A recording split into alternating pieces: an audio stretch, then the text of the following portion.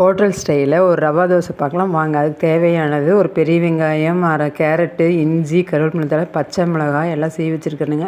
அதுக்கு மாவு ரெடி பண்ணிக்கலாம். ஒரு கப்பு அரிசி மாவு, அரை கப்பு மைதா, 1/4 கப்பு வெள்ளை ரவை எடுத்துக்கலாங்க. இந்த மாவையெல்லாம் சளிச்சிக்கலாம். சளிச்சு இந்த அரிசி மாவும் மைதாவையும் சளிச்சிட்டு அது கூடவே ரவையும் போட்டு கலக்கிடலாங்க. எடுத்துகிட்டு இது கூட ரவை போட்டுட்டு மிளகு, ஜீரகம், உப்பு, கட் பண்ணி வச்ச வெங்காயம், பச்சை மிளகாய், கருவேப்பிலை தழை, பெருங்காயம், இது கூட கொஞ்சமாக சர்க்கரை சேர்த்திக்கலாங்க. நான் வீடியோ எடுக்கலை. அப்புறம் 600 ml தண்ணி ஊற்றிக்கலாங்க. இதுக்கு இவ்வளோ தண்ணி ஊற்றினா தான் நல்லாயிருக்கும்.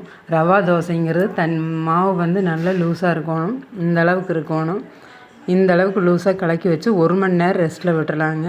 1 மணி நேரம் கழித்து பார்த்தோம்னா தண்ணி தெளிஞ்சு நிற்கும். இந்த அளவுக்கு இருக்கணும். இப்போ நல்லா கலக்கிட்டு கல் காய வச்சுட்டு தண்ணி தெளிச்சிக்கலாம். கொஞ்சம் சிம்மில் வச்சுட்டு இந்த மாவை மேலால் இருந்து தான் ஊற்றணுங்க. நார்மல் தோசை மாதிரி உள்ளேருந்து வரக்கூடாது. அப்போ ஒரு ஸ்பூன் நெய் ஊற்றிட்டு எடுத்தோம்னா தோசை நல்லா டேஸ்ட்டாகவும் நல்லா இருக்குங்க. இதுக்கு சைடிஷ் நான் தேங்காய் சட்னியும் முருங்கைக்காய் சாம்பாரும் தான் வச்சுருக்கேன். காம்பினேஷன் நல்லாயிருக்கும். நீங்களும் ட்ரை பண்ணுங்கள். வீடியோ பிடிச்சிருந்தா லைக் பண்ணுங்கள், சப்ஸ்கிரைப் பண்ணுங்கள். பாய்.